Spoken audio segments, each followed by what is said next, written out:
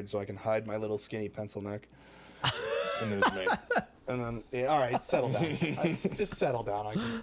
My 22-inch neck. No. Is it? Yeah. Really? Mm-hmm. Oh, shit.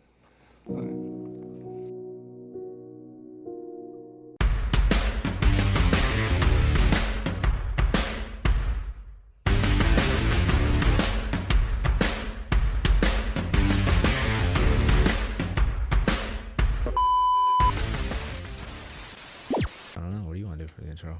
Each other? No, I can't say that. You can't say that. You can't say that.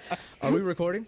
Yep. Yes. All right, y'all. So welcome back to the Peak Performance Podcast. Man, I always mess up the episode 12. Episode 12. I got that part. Yeah. I still almost stopped saying I got that So part. we're back with Kyle on the show to go over his competition, which he just won. What number competition is this for you? Oh, jeez. I don't know off the top of my head, but I've done at least 10 at this point. Really? Yeah. All right. How many number ones? 9. This year, no, actually, no. I've won a lot this year, though. So I've won this one. I won the regional in July. Mm-hmm. I won the East Coast qualifier in February. And then a couple years ago, I won 2 more as well. So 5 off the top of my head. Wow. Okay. So tell us, man, what did it? Well, first of all, before we tell us anything, let's see some hardware, dog. Oh, there you go. Right there. Let's see some hardware, there you dude. Go. Look at that. First place. First place. You know, what's funny is, you said last week that, when you're preparing to go into some of these things, you visualize yourself on the podium. You know what I mean? Mm-hmm. So it's like, how do you feel when you're finally standing on that podium in first place and you're just like, this is like mission accomplished? Yeah, but for me personally, like winning is the expectation. Yeah.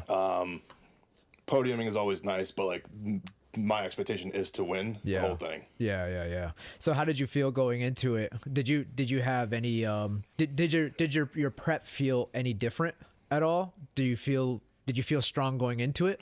Yeah, so I prepped for this for about 8 to 10 weeks, I'd say. And my philosophy with prep is to practice how you play. Yep. So prep went as well as it possibly could have up until, the cut, weighing in, all that. It was absolutely perfect. And then refeeding the day before was great.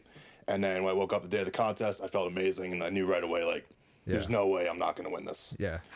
So then... No, I was gonna say so you said refeed. That's like one of my favorite things in the world. So you weighed in, you were 265, right? Or what? Actually, I weighed in at 262. 262. Oh, wow. All right. Okay. So after refeed and rehydration, what'd you come in at? So the Friday night I weighed in at 272, and then the Saturday morning I was able to get up to 275. So I was able to put on 13 pounds in a matter of 24 hours. Wow. Yeah. So when did you have to weigh in for the job competition? cutting, So in Strongman we're allowed 24-hour weigh-ins. Okay. So I weighed in just after 10 a.m. Friday morning. Oh, okay. Mm-hmm. Oh man, so what did that refeed look like? Oh, God. 13 pounds, man. I need to hear this refeed. I wouldn't be surprised if 90% of it was water. Yeah. Like that. A lot of it is water, yeah. So Chugging. the biggest thing when you're refeeding is rehydrating. Yeah. Because when you do weigh in, you're doing a water cut. Yeah. So when you go in, you're very flat, you're very dry. And so the first thing that you need to get back is that water and hydration. Yeah. Once your body rehydrates, then you can start putting the food back in. Yeah. So to start, I just had like my usual breakfast. And then for lunch, Which that breakfast was oatmeal, bagel, and breakfast my sausage. oatmeal, bagel, breakfast sausage, you name it. Yep. And then for lunch, I had a small pizza, a couple frozen meals. I honestly forget. It was just so much.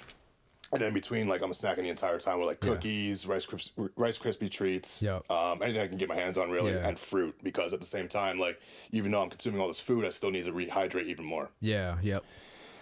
So after lunch, I took a little nap, and then after that, my girlfriend and I, because she made the trip out with me, we went to grab all-you-can-eat sushi at 6 o'clock. Filled up there, and then when we got back to the Airbnb, like 2 hours later, that's when I had my entire frozen pizza and dessert on top of that. So by the time I went to bed, my belly was freaking so man. distended. Yeah. Jeez. So what time was your last meal? Last meal was about 9:30 at night. And what time did you go to bed? 10. Oh, okay. 10, and I was up at 6:30 the next morning. I love hearing How did this. you sleep? Like with that amount of food, how did you sleep? Did you sleep like a baby? I slept great. dude. Oh, I slept man. great. Yeah, and even though Oh, man. so my girlfriend and I, we the Airbnb only had a queen size bed, so we were like on top of each other the whole night. But even then, I was so full, I just knocked out right away. Wow. And then the following morning, I woke up and it felt so good. Yeah, that was gonna be my full. next question. Did you feel like revitalized after that? Just Oh yeah, and recharged? very full. Yeah, like, I yeah. could just feel like my muscles were like ready to go that morning. So that Friday, do you just take that day for rest and refeed, or do you do any type of training that day? No training whatsoever. It's literally just rest, relaxing, Yep. and consuming as much food as possible. Oh, okay. All right. And you felt full the next morning? Oh yeah, and then same thing. I had to. When you wake up on contest day, the first thing you need to worry about is hydrating, Right. because for whatever reason, when you compete, it's just you're using your body in such a different way, Yep. and part of that will just dehydrate the hell out of you after every single event. So to prepare for that, hydration is key. Yeah. On top of doesn't matter what I eat, I need to be hydrated. Right. Especially if you want like those proper muscle contractions and stuff like that, Yeah, definitely. So do you, before we start getting into the contest, do you want to break down how they score these things just for people that may be unfamiliar with these, cause Yeah, sure. So Kyle scored 19 out of 20 points. So almost perfect score through the whole contest, right? So do you want to break down how these events, like how many total events, and then what's the scoring look like for these Sure. things? Yeah. So in Strongman, at the local level, which is what this contest was, there's usually 5 events, and depending on how many people in your class, let's say there's 10 people, right? So the best performer for that particular event, whether it's like a max or for reps or for time, whoever performs the best gets a maximum of 10 points, for example. Okay. And everybody after that will get subsequent points. So 10 for the best, 1 for the worst. Or if you don't get any reps, you get a 0, which is catastrophic. Right. But so that's how each event works. And then at the end of the day, whoever has the most points after those 5 events wins the show. Yeah. So the first event was the deadlift. Yep. The It was max a- on the max axle. It was a raw max axle deadlift. So raw meaning no deadlift suits. Right. Okay. Deadlift suits are what's considered like equipped lifting. Yeah. And that will give certain guys a lot of benefit off the floor with deadlifts. Okay. So they took those away, and You were still allowed to use straps, right? yeah. So with an axle, you definitely need to use straps because there's no one's gonna do a max axle with just their bare hands. Yeah, it's yeah. just, Next it's just grip. There's Yeah. no way. Yeah. The axle's just too thick. Well, that's what that was going to be my next point. For a lot of you guys that don't know the difference between just like a regular bar and an axle, it's thicker. It's 2 inches thick. Yeah, it's in thick. diameter. Yeah, I mean, and to put in perspective, I mean, like I know you and I have talked about fat grips before. I like using fat grips around dumbbells just because it makes it harder. You know what I mean? So just to take it from regular Olympic bar to an axle, it's try to grip that thing and pull the amount of weight that you were pulling. You're not doing it. You know what I mean? You're making your forearms and your grip work 10 times harder, so did they restrict were you only allowed to use a certain type of strap, or could you use any strap? No, we were allowed any kind of strap. So Okay. most people will use what's called figure 8 straps. Yep. And with that, you don't need to worry about grip whatsoever because the bar is pretty much locked into you. Okay. And with figure 8s in particular, guys will almost like cheat with the straps where they won't even have their they won't even have the thumbs around the bar. They'll just have their fingertips out like this. Yep. Okay. And that will shorten the range of motion for them. Okay. So some shows will actually ban figure 8 straps on like a regular deadlift bar or stiff bar. Yeah. But for this one, any straps were allowed. But I chose just your traditional figure 6 straps, like just a loop around. Yep.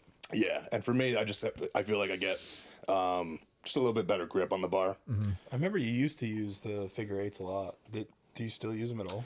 Yeah, so It's just a matter of preference. So like normally I use figure eights, but depending on what the event is. So like on an axle, I will use the figure six straps, or if it's a deadlift that requires me to strap in beforehand, I'll use the figure sixes just because it's quicker. Okay. To get locked in. Okay. Yeah, right.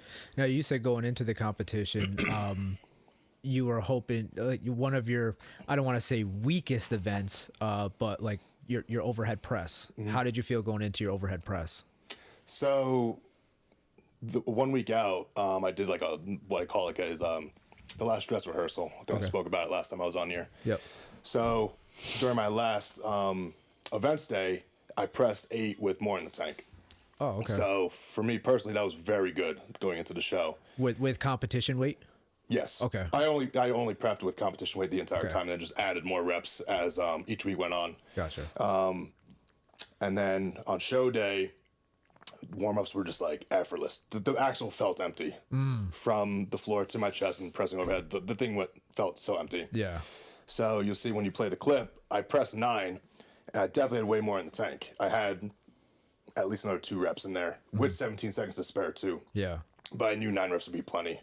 Just, judging how my other competitors looked in training, I knew like that'd be plenty. Yeah. So between events, how much time do you have between each event to kind of just like rest, kind of refuel? Yeah, so that ultimately depends on the show. So like a bigger show with more athletes competing, there will be more time in between events, unless there's like different sessions. So you don't want to wait too long in between events because then you get cold. Yeah. Your nervous system chills out and cools down, and that's not a good position to be in. Right. So for this show in particular, there were only like 45 people competing, so it moved very quickly. Once one event was done, they immediately broke the event down, set up the next one, and we were going right away. So from start to finish, the entire show only took just over 4 hours, which is extremely quick. Yeah. I saw that on the live stream when I was tuning in. So it started at 10:30, right? 10.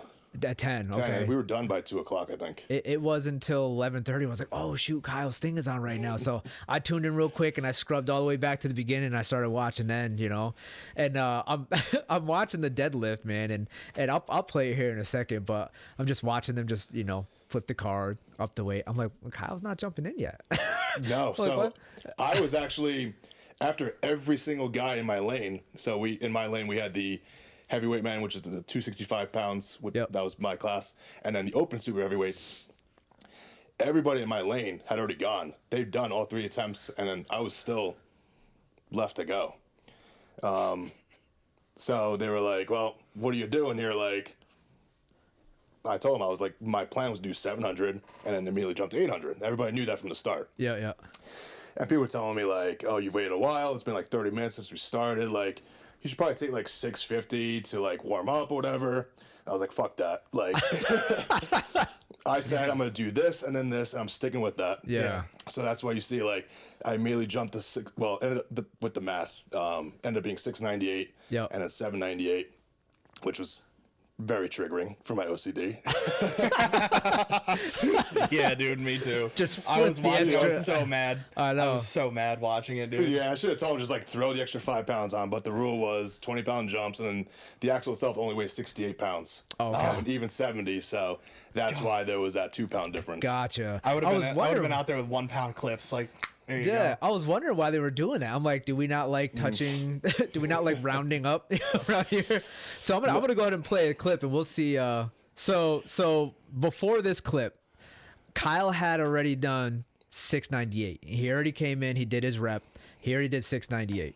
And like you heard, Like Kyle moved like And by it the was, way. it was so, Yeah. so fucking fast. Yeah, it was he came in. He came in. He popped it up. I did not need a warm up before that. Yeah, no, he was eating a sandwich in the middle of the rep.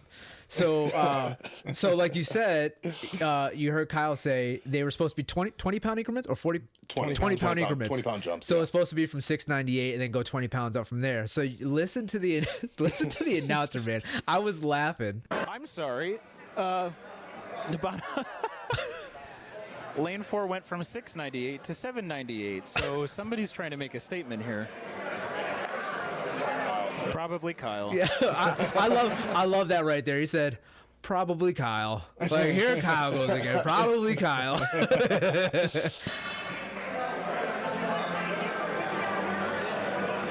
100-pound jump for our 265er Kyle. Does he have to do it? I don't know. Probably not. We don't have lives for it just yet. As soon as our scribes I don't know. No, this is completely My unnecessary money's because on this at is this not point, necessary, but some of our I already won with my 698 opener by 60 pounds. The next best was 638 in my lane. Yeah. And then I told him, like I said, I'm doing this and I'm jumping straight to 800. Yeah. And that's it. So my question is, is there in this contest you just win it, or is there an overall record book for this particular contest? So going into it, I actually asked the promoter if there was a Pennsylvania state record for the axle, and nobody knew what it was. So All right. at that point, it wasn't even about the record; it was about making a statement. Yeah. Because I am trying to prove that I'm one of the best deadlifters in the country. Yeah. And I think I'd made that statement. Yeah. On Saturday. So if they don't know what it is, Pennsylvania, if you're It's now listening, 798. we clearly now know what it is. Like, let's just set the bar there. You know what I mean? Don't set it at 650 or whatever. It's 798 right now. Let's just write that in the books. All right, and then let's have some. You all right over there? Try to eat a microphone? Are It's you that over. hungry already? Damn, dude. Yeah, let's set the bar right there. 798 is the max deadlift right now in Pennsylvania. It's got to be, especially if they don't know what it is. You know, so athletes, Well, we know as what it anyone is now. should, like to game a little bit. Could be What I more, mean by but that- with the way this moved, If you come out swinging with a I heavier definitely lift I could by take down 100, whatever number that could be. Yeah. If there is a some record. of the other athletes, if they are, we'll say, lacking in mental fortitude, we'll see that as Lacking in Kind of mental intimidating. fortitude. I love that line. great lift at 638. Wow, 425 with that mixed grip on the top left hand. Jeez. Kyle stepping up to the bar. Now, Kyle, if I'm not mistaken, is not using figure 8 straps, so he's using more traditional deadlift straps, which means he loops the strap around the bar. It's affixed to his wrist, so his grip is still needed. Let's see what we can do here. We'll make this full screen 798 for Kyle Ruiz in our 265 men's class, looking to make a statement with his first event of the day here. Oh, okay. oh yeah, that was clean. That was so smooth. Statement clean. made. Statement made. Statement made. So what we'll do is we'll go back and we'll look at the one that you sent me, so we can see kind of, you know, out of live stream. Yeah, so I didn't see in the live stream at all. I didn't see you like shaking, even remotely. And then when I watched the video, I was like, oh yeah, okay, there it is. There's a little bit of struggle. Yeah, a little. So the reason why that happens, it's on an axle. You're not Yeah. able to hitch it. Yeah. Because the bar is 2 inches in front of you from how thick it is. So if you try to hitch an axle, if you are able to hitch it, you're gonna absolutely fry your hamstrings, if not get hurt. Yeah. So that shaking is my quads actually like firing extra hard to get that lockout. Don't blink. 698. Good. All right. Clean. He said, Look time to at get my some- face, like I'm just so unimpressed. Yeah, that was a warm up. So the next best before this was 638, for reference. 638. Was the best, and it was a grinder Oh, for okay. that guy. Okay. And here's the 798.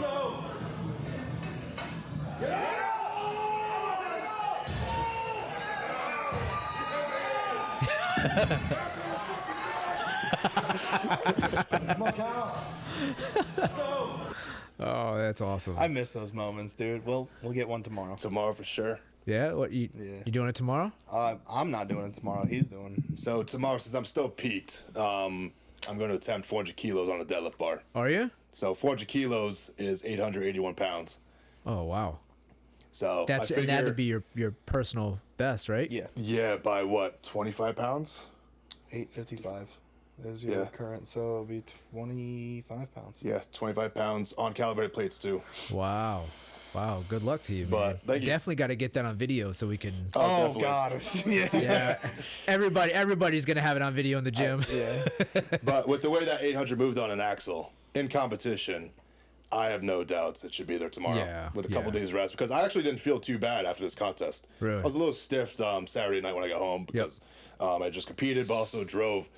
7.5 hours to get That back was- home. To be, Yeah. yeah, that's. But like Sunday, I felt totally fine. It ended up just being another Saturday for me. Oh, there you go. Yeah.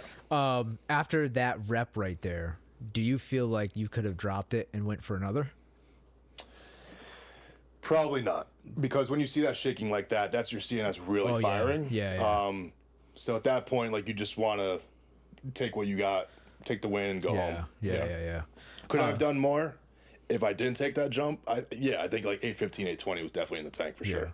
So going back to in between events, what are you doing in between events to get ready for your next one? Are you just refeeding more, kind of just hanging? So immediately, keeping warm? two things: rehydrating, because like I said, competing in these shows is a lot different than training. Yep.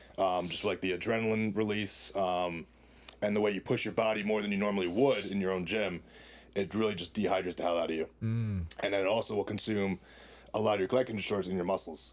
So number one, rehydrate. So I'll always have like a vitamin water or liquid IV, chug that, and also have cookies in between events, Oh, just to okay. stay full and keep those glycogen stores high for the next event. So here's the other big question: what kind of cookies? Oh, dude. The internet's gonna be like, yo. If it's not my wife's chocolate chip cookies, you're wrong. All right, I'm a sucker for chocolate chip So cookies. chocolate chip cookies for sure, and I just keep it simple. It's the Walmart brand. Is it? Yeah. Not even like Freihoffers? No. Them little the little crack bites. You know what I'm talking about? Well, do you get Yeah. them from Stewart's? You just like No, pop I get, five these, at a I time. get these like thick, extra chunky chocolate chip cookies from Oh, Walmart. man. Yeah, Do you have a Hannaford near you? yeah. Oh, the Hannaford cookies? You Are they even remember? better? You remember? Dude, they're so good. They are. 10 times better, babe. They're like 530 They're a amazing. cookie. Wow. They're So good. they're 530 calories per cookie, and they're about that big. The Walmart ones are even bigger than that. Yeah, well, But they got the job done. bigger doesn't always mean better. Says who? Says who? All right, whatever, man. Your wife is right there. Yeah, that's right. That's why I'm saying it. I'm trying to convince her. But so rehydrating, eating carbs. So just any intra-workout carbs, preferably complex carbs. So that's why I go with the cookies instead of like Sour Patch Kids or gummy bears, like you see a lot of powerlifters do.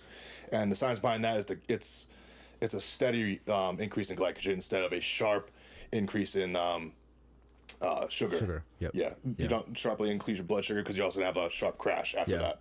Yeah. So a nice steady state of carbs will keep you going throughout the day, and that's particularly important in strongman because there's a big endurance proponent. Yeah, and you know what's crazy? A lot of people don't think that. They're like, "Oh, a strongman, they just lift heavy things and put them down." But it's like, yo, No, you you- come and try to do them farmer carries, Yeah. and you'll see how much cardio it actually takes. Yeah. Yeah, so You you know? need to have the cardio, endurance, and the glycogen reserves to work for a full minute straight. Yeah. That's. I remember we were talking about having better cardio increases work capacity, right? Yep, So that yep. means like total amount of work you can do over a given period of time. Yep. That's why, like right there, because he's got to do, deadlift, giant deadlift, massively taxing. You got to do after that, overhead press or wheel. whatever it was, Conan's Yeah, so wheel, you'll see this, that, like over time, all those things. As you keep doing them, that's draining. Yeah. I don't know what the proper scientifical words are, but It's draining. It's draining a lot of ATP. It's Yeah. draining Yes. a lot of.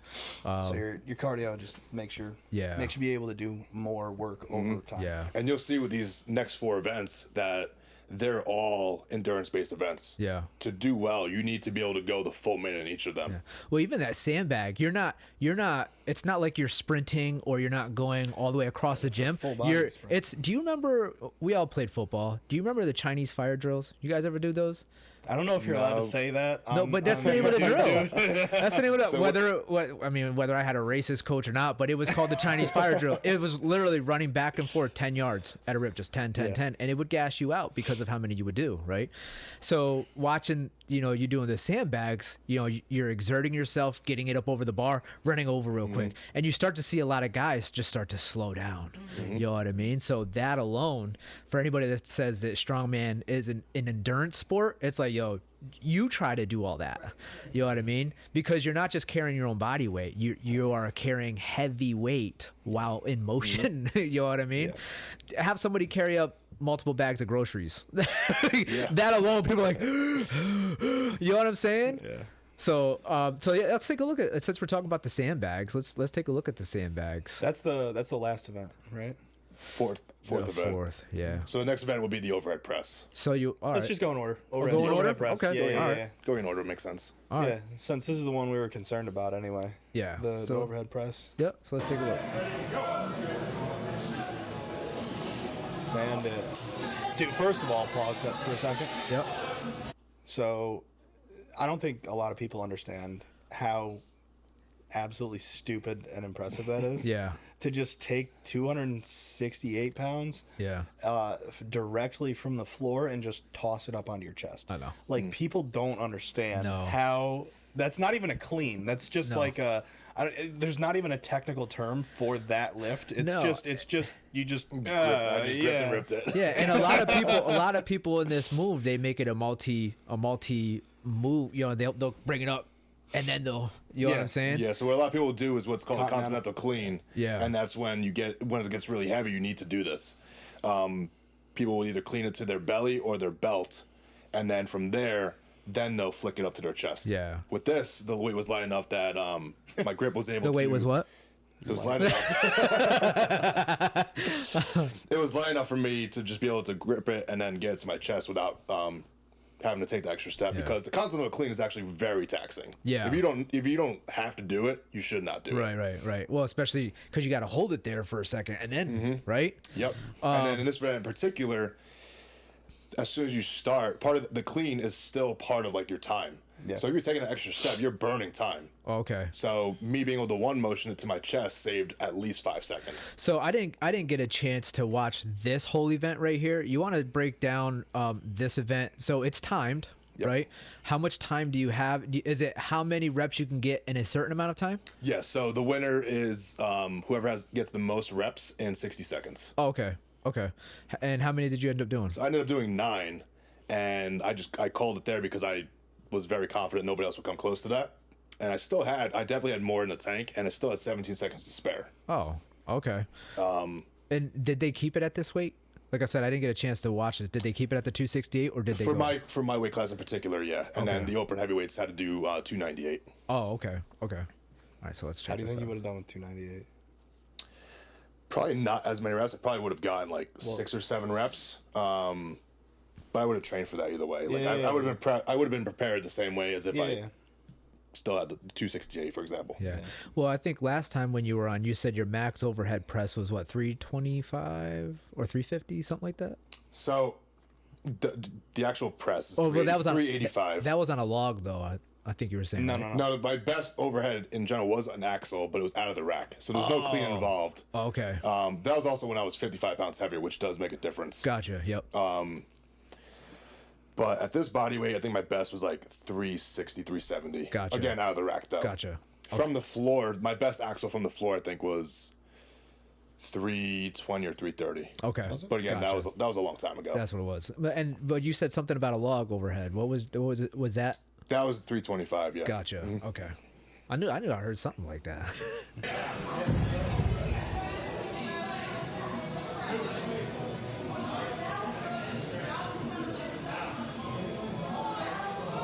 Oh yeah, they just look clean and Yeah, so this is a perfect example of where having good cardio comes into play, because every rep looked exactly the same for the duration of time that I actually spent doing it. right. Yeah, every rep just looks clean. And if I'm not mistaken, this is my first overhead press win in Strongman Corporation. Wow. So I was very proud of this. Oh, hell yeah. Because my overhead pressing has always been my biggest weakness. Yeah. Well, you have a long reach. Yeah, so you can see you can see with this, like, I'm pressing this like way further than everybody else. Right. He might be reaching the roof. Were you the tallest there? Yeah, I believe so. Yeah. Yep. Yeah, so It looked like it by a mile from That- the podium picture. yeah, that's what I I mean, was granted, thinking. you look a lot taller on the top. And that's one thing a bunch of guys did mention about the way I power cleaned it from the floor to the chest is how far it has to go from my height. That's the point I was getting at. It's like every weight that you pull or push has longer distance to travel. You know, so a lot of people are like, oh, he's bigger. It's like, yeah, but he's got further distance. Yeah, so I need to be that much more explosive to get it there in one motion. Right. Right. With that sort of thing, when it comes to the deadlift stuff, you have better leverages than somebody that's a shorter dude generally. Yeah. So like he's designed for that. I'm designed more for like pressing because I'm thick this way. Yeah. And I have relatively short arms in that direction. What was the next one? Sandbag. The Conan's wheel. So a lot of people were passing out on this one. Yeah, dude. I saw so many people just dropping and rolling on this event. So, it's brutal, dude. Like you have that thing straight across your chest. Remember? Not how I even. said- It's in the Or crux yeah, of your elbows. Yeah, that's what I meant. Yeah. Sorry. So you have it in that position, but like all that pressure is going right here, where you need to be able to expand your lungs in order to breathe. So like I was saying before with the overhead stuff, like when you clean before you jerk. Yeah. Right. We talked about that like a couple episodes ago. But like when you clean, you usually pop it up so you can take that little breath. Yep. Right. These guys don't get that at all. No, it's like constant. you get nothing. You're just sitting there grinding, and then people just because it's competition, and you're going to. Yeah. They try their hardest, and they Yeah. just choop. yeah. Yeah, so for this event in particular, like this event, there is a strength component involved, but this event in particular is really testing your mental fortitude and pain tolerance. Yeah. Yeah. Because like the weights for this are pretty heavy. So like for my weight class, Isn't it kind of VO2 maxi too? Like Oh, it's Kind of, pushing. yeah. Yeah, it's pushing. so you obviously have to. So for the weight for my weight class was 630 pounds. That's 630 pounds in your elbows. Yeah, continuously. Imagine that. Yeah. And then you have to pick it up and then walk with it as Yeah. far as you can in a Yeah. circle in a minute. Yeah, and not only that, you brought up a good point before we started recording is it's to one side. You feel more overloaded to one side because of the positioning of the wheel. Yeah. You know? So I don't have a Conan's wheel set up in our gym. Yeah. So to get around that, I practiced Zercher yoke carries.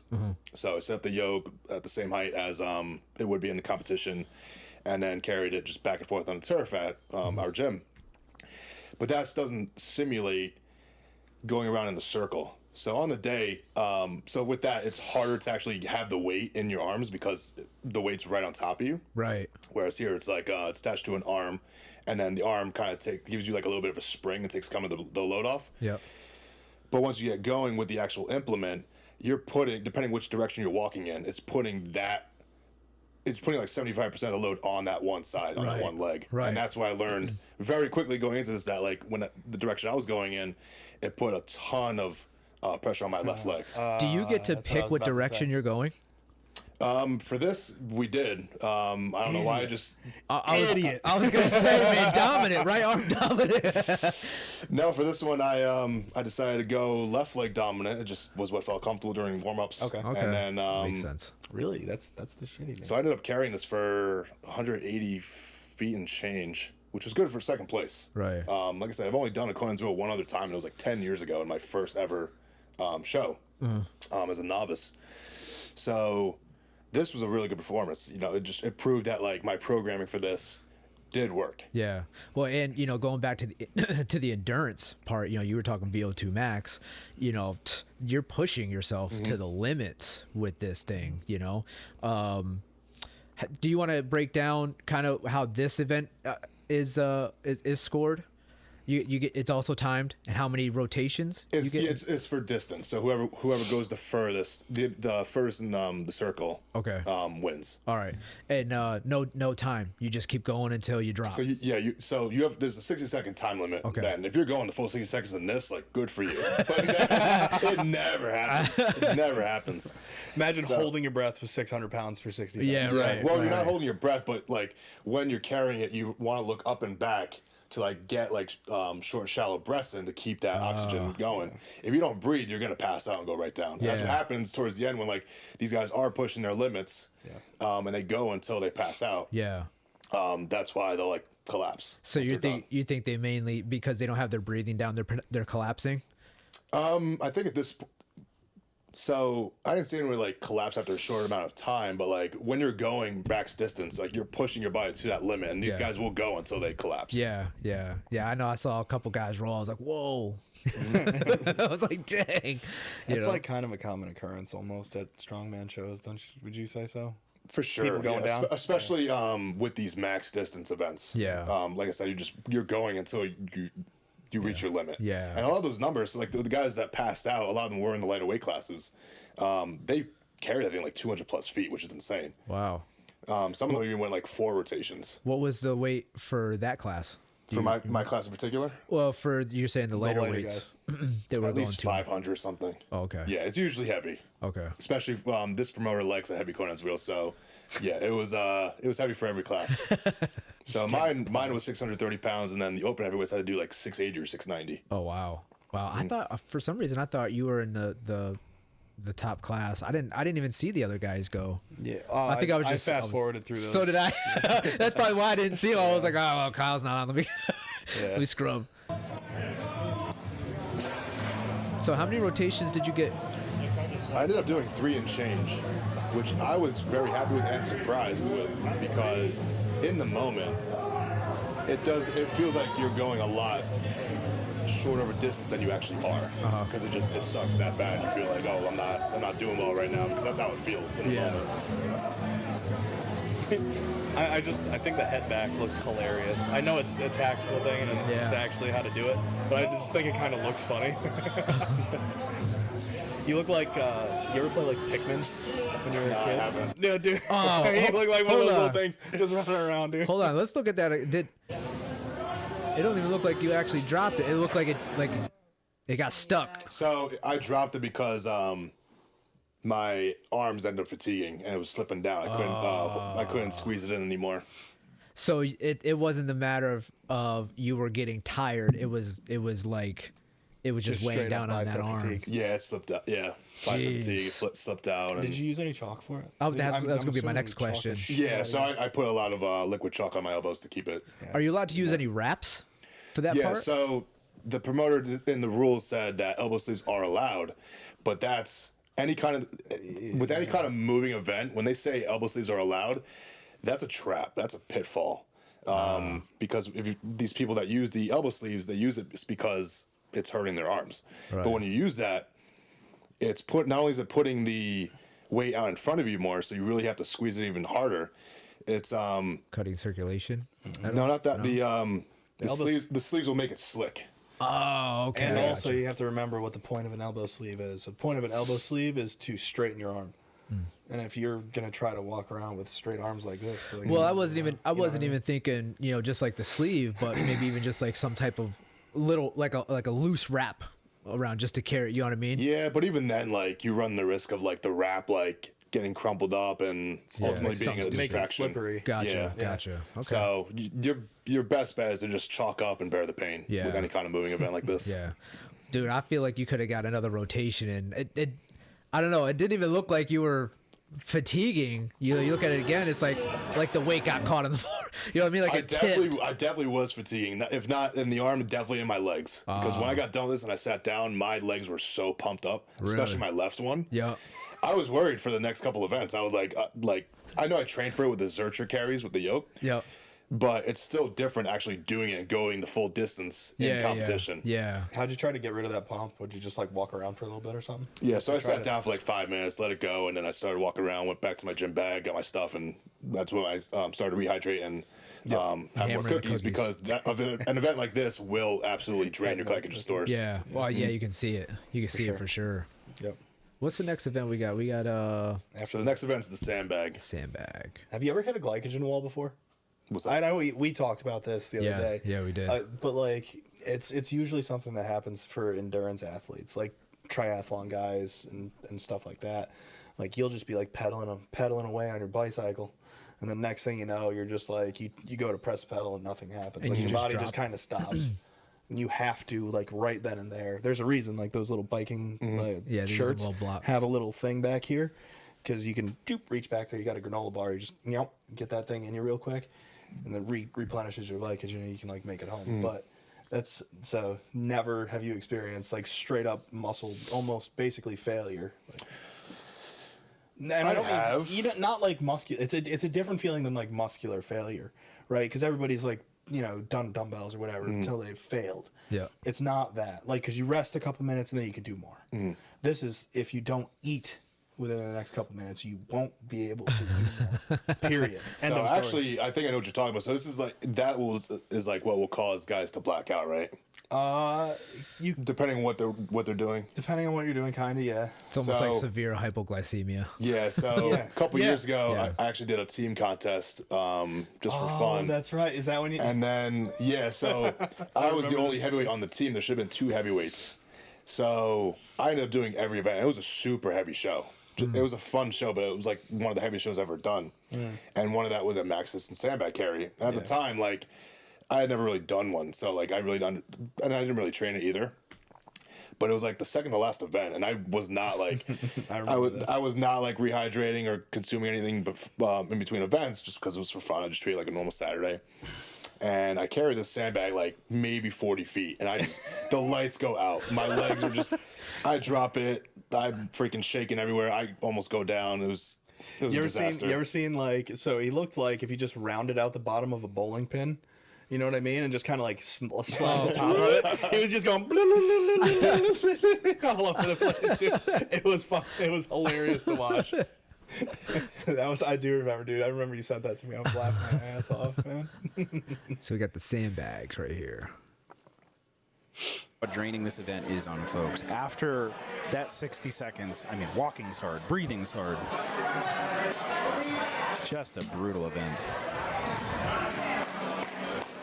I think we're going to see Kyle Ruiz here on the left-hand side of your screen attempt the sandbag next using a liberal amount of chalk implement. Starting to look like a snowball more than that. They gave me shit for this. They made fun of me for this, but it worked. I did more reps by far than anybody else. I think we could have. You were definitely moving Kyle. I don't know. much faster too. Oh yeah, I put He has the fun benefit of breathing. I put on a clinic with this event. I didn't even surprise myself here. But he's making quick work of this sandbag. I know. We've talked talked about it a lot, me and you. Just like your stone stuff, your sandbag stuff, all that. Anything from the floor generally for you is like where your strength is at. So What's the weight on this sandbag? So this was 265, and part of the reason why I did so well on this was, like I said, I'm in good cardio shape, but I train with a heavier sandbag in training for any kind of show that has this event. So I have a 315 to 330 pound sandbag at my gym. Oh, okay. So you do the math. It was that he filled accidentally and he filled it wrong. Just made it extra heavy for no reason. Yeah, so Well, I it's packed it working. just completely with sand. So the math ended up coming out to be like between 315 and 330. It's heavy. So that's what, like 60 pounds heavier? Yeah. I think than what we were working with here. And with that, I was able to do 6 to 8 reps in a minute. With that's the also- 330 one? With my 315 to 330 bag. Oh, yeah. wow. That's also his is also more of like a cylinder. If you look at these, go back to the video real quick, and that is right there more of like a stone shaped Right, yeah. sandbag. Right. So for this, and it's not even we haven't talked about it yet, but I'm assuming that's a lot more. What's the word I'm looking for?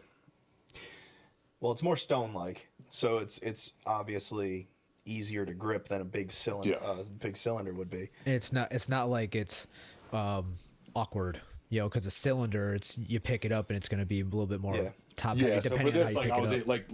like Justin said, like I'm able to get my arms around it more. Whereas the ones I have at ABC, I'm like out here with it. Yeah. Oh, okay. So I really have to like emphasize the squeeze when I'm training. Yeah. So this again was almost like another warm up for you. Yeah. 100%. Yeah. Yeah. And in training, I also train to a higher load height. Yeah. So for this, the load height was 52 inches, I believe.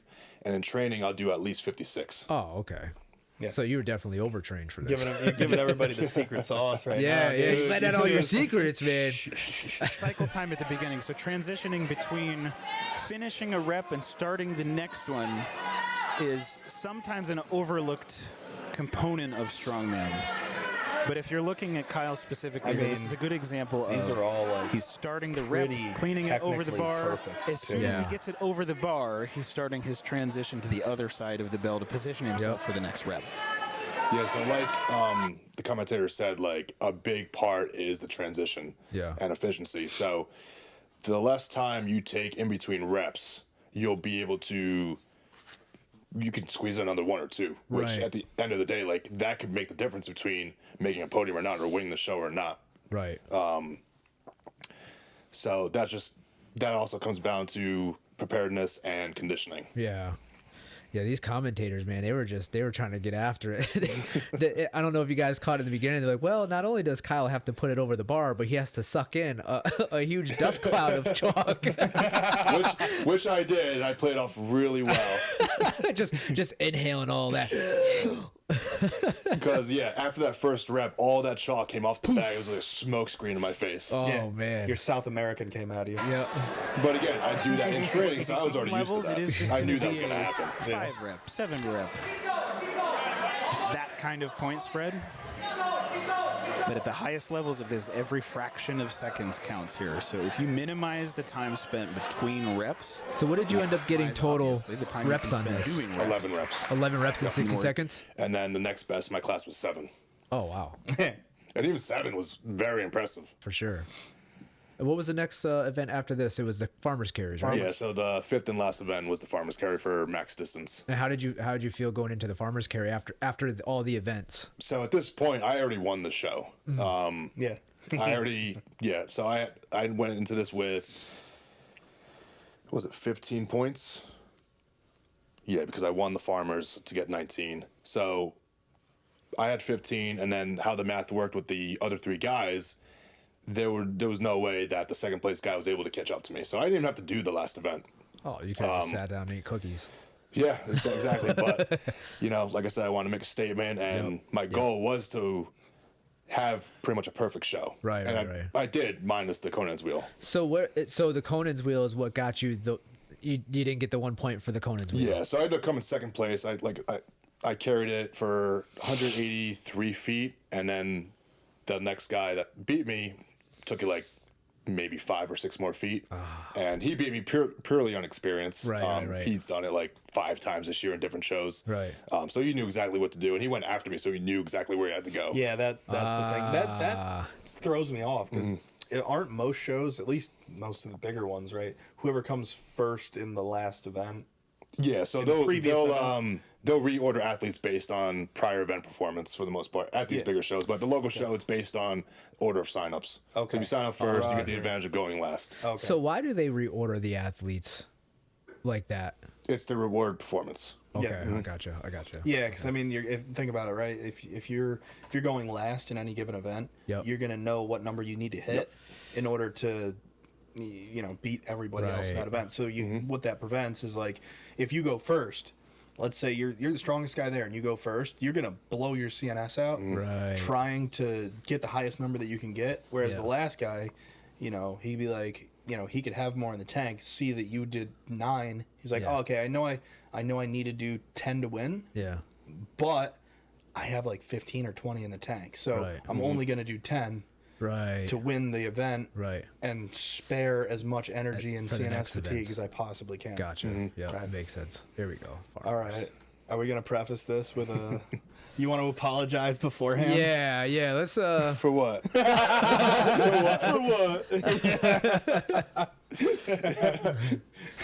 so let's go over it again. He didn't really have to do this event, right?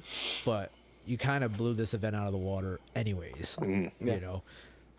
So I will admit, I talked a lot of shit going into this. That I was going to take this, for X amount of feet. So needs to have a strong I wasn't showing, going to, James. come Off into to a this and strong not start do it. here. Right. Right most lane, we've got Kyle Ruiz. We saw a lot of that. Here. I think he may have passed the red tape, so he may opt to. So when he drops like that, is he automatically out? Yeah, so the rule in this is if you drop it before you get to the next the drop zone, which is the 50-foot line. Yep. Ended up being 40 feet here. But yeah, if you drop it between the lines, you're done. Wow. Okay, I gotcha. And you said that he's been doing this event for quite some time, or just strongmans in general. He's been He's been doing a lot. strongman for a long time. Yeah, the guy on the right here. Gotcha. Continue or not? But I think that might be enough to separate. Well, let's see how Garrett does. Kyle does not seem to be struggling with these weights. I will say though, I really liked how they ran this event, because in training, I was under the impression that we'd be going one at a time, not going in heats against other people. So the fact that they did this made it not only a lot more fun for us, but more entertaining for the crowd. Yeah. And it also kept the show running Faster. much faster. Because if you had 45 people going, No, dude. that's 45 minutes at least right there. Yeah. Whereas if you have 3 people going, you're cutting the time by like a third. Yeah, it's kind of cool because it keeps it more competitive too. You know, when you're walking next to somebody like this, you know, if you've done sports in the past, you're like, all right, I gotta get ahead of this guy. I gotta get ahead of this guy. You know, it keeps that competitive edge up. So I like that aspect as well. I'm also feeling this guy's suspenders, his overalls here. Oh, Josh, the promoter, yeah. For some reason, he looks like a Christmas Super Mario. Yeah. Where's Luigi? Yeah. Where's me? Mario. Yeah, you should have thrown on like a green plumber's hat. Just beat up. Yeah, Justin, you should throw on that American flag overall. Wait until you see this outfit. Wait till you see the car YouTube. That's a bonus video. Yeah, we'll save that for today. We'll save that for another day, man. Josh is great. He's a great promoter. Puts on very, very good Garrett needs shows. to hang on to maintain his podium position. Big breaths from Garrett. So what's the weight on these Kyle's farmer starting to shrug a carries? little So bit this forward is here. 275 pounds per This hand. is a long okay. day, a draining day, a demanding day. Let's see if we can get their finish. Oop. Starting to get a little tired there, boy. Yeah. We're good. Yep. Good. What the distance? So there it is. Were you nervous ladies and right there for like gentlemen. a split second? For what? Or was that time? Was that a minute? No, It was a minute. Yeah. He actually told me to put him down. I did not hear him. Oh, really? Okay. Yeah. Oh, So they took okay. like a foot or two off, but yeah. All right. okay. I was about to say, because like you look back, like you thought the other guy was about to start coming. Yeah. No, I heard the 5 seconds, so that's why I took off and went just to go as far as I could. Get a But little more. I just didn't hear him say like time was up. Yeah. Yeah. Well, there it is, ladies and gentlemen. Yeah, dude. So how do you? So post-com debrief. Yeah. So how do you feel now, looking ahead to the Arnold? Great. So like a lot of the events in this show actually overlap with the Arnold. Yeah. Oh, really? So like in the Arnold, so the first event in the Arnold is a max 13-inch axle deadlift. So they finally released the events then? Because Yes. we were saying that you didn't know yet. Yeah. That's right. We didn't know. Yeah. So I think they released them a couple days after Okay. the last time I was Literally, on. Yeah. That's awesome. So- Literally, like a couple days after he was on, he sent them to me. Okay. So what are the events? Let's hear. So 'em. let me pull them up real quick. So that same opener, huh? Max axle deadlift. Yeah, and I was very, very excited to hear that because that's going to determine the placings, the athlete order right away out the gate. Gotcha. So assuming I win that, I'm in the driver's position right away. Right. Yeah. Right. That's what goal numero 1 needs to be. Is win that event. Yeah. Okay, And so really Especially break it's an the opener. Yeah, and you know if you can, if you know you'll pull the same way that you have been pulling, you'll break the spirits of the other competitors. even right off the ramp, even more you so. know what Like I mean? I pulled the 800 off the floor there. Yeah, that was Very 9 smoothly. inches, right? Yeah, Those are standard 9 inches. Yeah. So elevated, like it might be a little bit more difficult because I'm not as good elevated, but I can definitely pull a bigger number once I train it. Right. So like if tomorrow after I attempt 400 kilos, I'm gonna throw What? Hold on. What? After you do what with 400 kilos? he said, after I pull 400 kilos. Thank you. yeah. All right. We'll start I'll slapping load- you now. Boy. So after I do that, I'll load up a 13-inch axle and see what I can do. Just see like where the baseline is with that. Wait. So Do they have mats over there or something that you can stack? Oh, they had the Personal wagon mats? wheels. Oh, gonna be a wagon wheels, those yeah. are 13 inches? Yep. Oh, no shit. Okay. just so you guys know, you heard Justin say I'm gonna start slapping you now. Do we have a? I'm on your Instagram right now. Is there Oh, is dude. there a video of There Justin is. slapping you? Yep. Oh, jeez. Go to the Let's see. top. Should no, it be in the there's reels? no, It's not. Hold on. All right. No, it's not that one. Keep going down. Keep going down. Wait. Oh, right here. There it is. Yeah. 835 deadlift. 835. Yeah, 100. That's, Yeah, go ahead. Turn some sound on. Come on, man. Pause that. oh, so you're not gonna be able to hear it. Well, at least you can see the. Well, you can just see how hard he's hit me Yeah. there. So this is 835. And that's him a lot bigger, too. Way Yeah. bigger. I weighed at least 350 or 320 pounds in this. Wow. When was that? That was March 2024. Yeah. This Long is the time day ago. where you did that, then like stones, and then after, right? Yeah, I did a But lot. for this. dude, those are not light slabs. Okay. Yo, why does Justin look like a like a German soldier? Kastet vom Booster spazieren.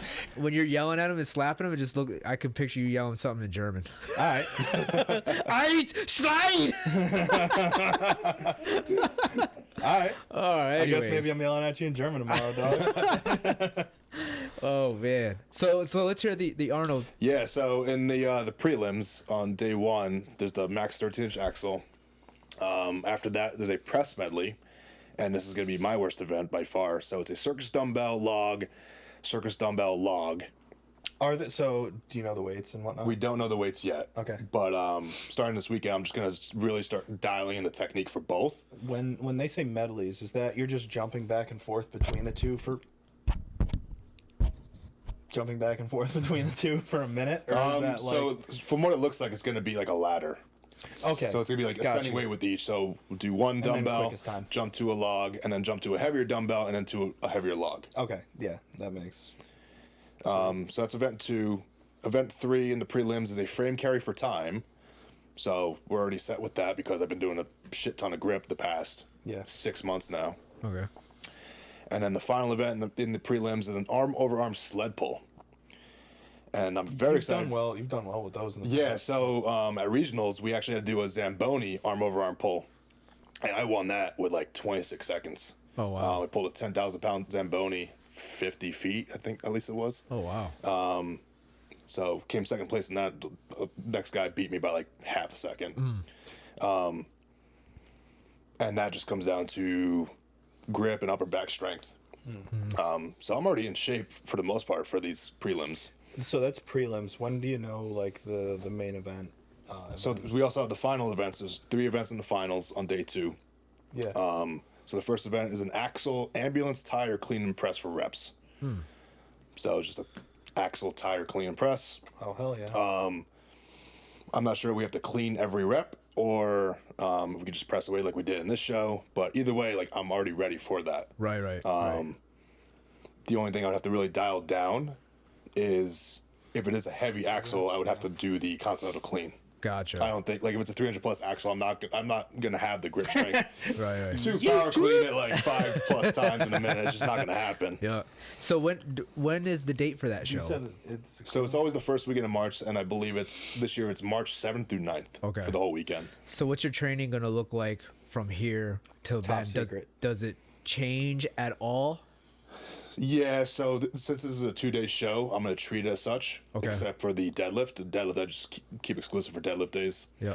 So one night I'll do the press medley, frame carry, and arm over arm, Okay. which will be fun, minus the press medley. And then the finals will be day 2. So I would say I'll go in on a Friday night, do the first 3 events in the prelims, minus deadlift, and then go in Saturday morning and then do the 3 finals events. Gotcha. And we're banking on making the finals. And it should, based on those 4 prelim events, they're all extremely good for me, minus the press medley. Right. So after the axle clean and press for reps, we go into a duck walk into power stairs, which is Okay. another great event for me because, that's all pulling and upper back strength. Yeah. Duck walks are hilarious to watch, and I cannot wait to watch him fucking waddle around with like 500 pounds between his legs. It's hilarious. And this event in particular is great for tall people like myself. Yeah. In my weight class, the average height I would say is like 6 feet or 6'1", if I had to guess. Really? Yeah. As far as I know, there's only 1 or 2 guys that are going to be in this show that are as tall as me. Yeah. So everyone else is my height compared to that creature. So, and Actually, those guys might not even make the final either. We don't know at this Right. point. We'll know on the day. Right. So excited for that. And then the last event to finish off is a loading medley. And we'll be loading a keg, sandbag, and fire hydrant. Oh wow. Now is that so when they say loading medley, is that bang, move over to the right, or is that a grab something, pick it up, run with it? So it sounds like sprint back? it's gonna be a brutal event, even though it's a good event for me. It sounds very fun on paper. Yeah. At that point in the weekend, with it being the last event, Yeah. it's gonna be very taxing. I'm Yeah. assuming it's gonna be heavy Yeah. to finish off the show. Yeah. So yeah, we're definitely have to pick it up, carry it for some amount of distance, and then load it onto a platform. Yeah, that was going to be one of my questions. Was out of all of those events, which ones are going to be the most taxing? Again, this is all individual. For me personally, the most taxing is probably going to be that press medley. The press medley, it's not going to be physically taxing. It's going to be mentally taxing more than anything. Unless unless I know I can hit those numbers consistently in training. Yep. That's going to be my only worry. Do they other than also, that- when they give you the events, do they also give you what weight they're going to be working with? in Not those? yet. So we're still waiting for that. So right now, like everyone that's doing the Arnold, like I see they're posting on Instagram. Yeah. They're just training technique at this point. Okay. And same as what I'm going to be do tomorrow. A lot of the guys this week, guys and women, have they pulled their max 13-inch axle to see where their base is right now. So I'll be doing that tomorrow as well. Now, what kind of support systems are you setting up for yourself going into these shows? You know, I know you said your girlfriend's pretty supportive, right? Yeah. So shout out to Alexis. She made the 8-hour trip with me this weekend that's to watch me dedication. compete. Yeah, I'm very, very grateful for her. That's dedication. Do it you was have a like nightmare. other coaches and stuff, like gym brothers you go and? Yeah, so my training partner Juan Barbosa, he's a super heavyweight. He also qualified for the Arnold at Nationals. So I'll actually reach out to him and see, how he wants to schedule training. Because for Nationals, we train for these big shows that we qualify for together. We train together for those. Oh, okay. And that just makes things so much easier having someone there with you. Yep. Not only to like push each other, but like training strongman events is like a real pain in the ass to set up and break down. Yes. Like it's almost its own workout, like setting everything up and then having to put everything away. Yeah. So having somebody there to help you out takes like half the load off right there. Yeah. Do you have a coach also? No, I do everything myself. Oh, okay. All right. 'Cause I just remember last time you were talking about you had a coach. I didn't know if it's something that you carry going into these events, but other than that, you just have a training partner. Yeah, and at this point, like, I just know my body so well and what works for me. So Right. I feel like I don't need a coach. Right. And clearly, Yeah. Yeah. Right. what I've been doing is working. So Right. I'm just gonna stick with it until it doesn't anymore, and then maybe I consider getting a high level coach. Right. But right now, like everything seems to be working out just fine. So going into the Arnold, are you going to see some of those guys that you were mentioning last time, out in Syracuse and Buffalo? Are those guys going to be attempting the Arnold too, or? A few of them did qualify for it. Oh, yeah. did they? But like I said, we're all separated in New York, so they'll be training, wherever they're training at, and then we'll all meet up there on game day. Right. Okay. The biggest things are like your gym community. So like your friends back home, like having people like support you and help you out, and like that's just always like knowing that people have your back and like want you to win and be successful. Like that will drive you to like keep getting better. Right. And, knowing that like the community has your back. Yeah. And then friends, family, significant others, like they also play a big role. So like in this prep in particular, my girlfriend Alexis has been like so supportive of everything I do, because strongman is a very selfish hobby. Yeah. It takes a lot of time. You have to, spend a lot of time in the gym. Yeah. You have to dedicate a lot of like, mental energy, Yeah. Well, we talk about, the CNS, right? So when you're in the gym and, you're taxing your body to that extent, to where you're shaking. We see you shaking on video and you're obliterating your CNS, right? Your CNS, man, it dictates almost everything in your body, from your 100%, mood to, if when you have experienced severe CNS taxing, you get brain fog. And when you get brain fog, you start to feel like distant, and you don't really have the energy to chit chat and have those deep, like connective conversations with people. You know what I mean? So if people don't understand that and they just think that you're in a mood, like what's the matter with you? You know what I mean? It's like, oh, he went to the gym. He had a heavy lift. He's taxed. You know what I'm saying? Yeah. Or if like if a training session goes bad, like it's also easy to like be in a pissy mood because of that, and you feel like you're not gonna do well at the show when CNS fatigue is part of a prep. Right. So you just have to trust the process and your body that it will get the job done. Right. I can attest to that, man. Like there's been a number of times where I've come home after really like I thought I was gonna do something and it just went terribly. Something, whatever it was. And I will come home, and there's been a number of times I don't do this anymore, but she can attest to this, where I'll go on my way home. I have to drive past a liquor store. I'll just run in real quick. Yeah, we talked about this briefly, right? Yeah. Grab a handle of Makers and just get home, bang, slam that thing on the table. Like, I'm done with the gym for a week. Yeah. I'll see you next week.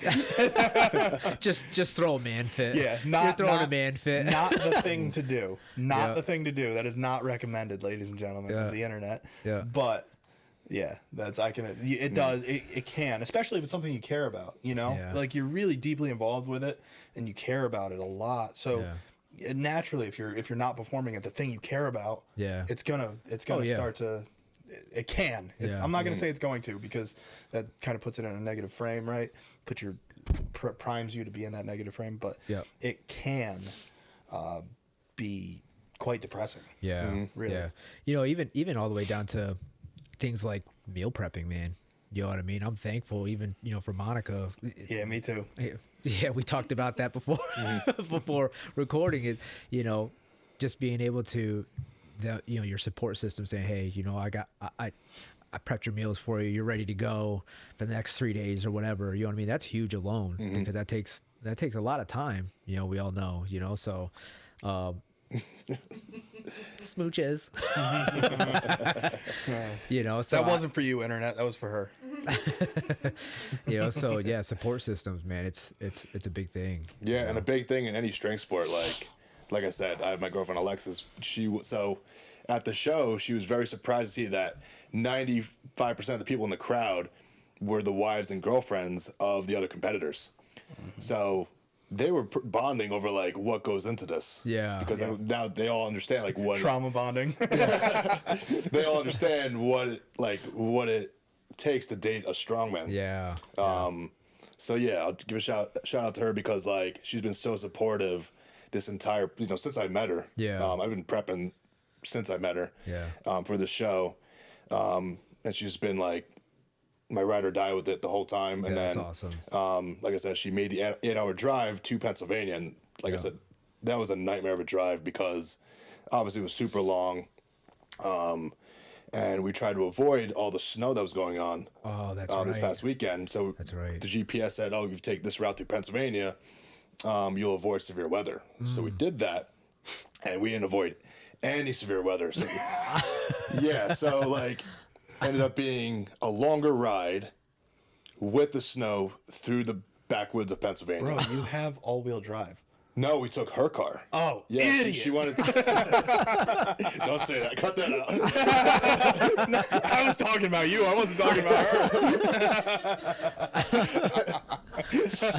her. But no, cut that part out. But yeah, so it was a nightmare to get there, but eventually we did. Did you drive or did she drive? We took turns. Oh, okay. Yeah. All right. Fair enough. That's a support system, though, man. Yeah. That's like awesome. I said, we've only been dating for a couple of months now, so this was a big step. Yeah. And shout out to Alexis. Shout out to Alexis. For sure. Yeah. And then once we finally got there, we were able to just chill and relax.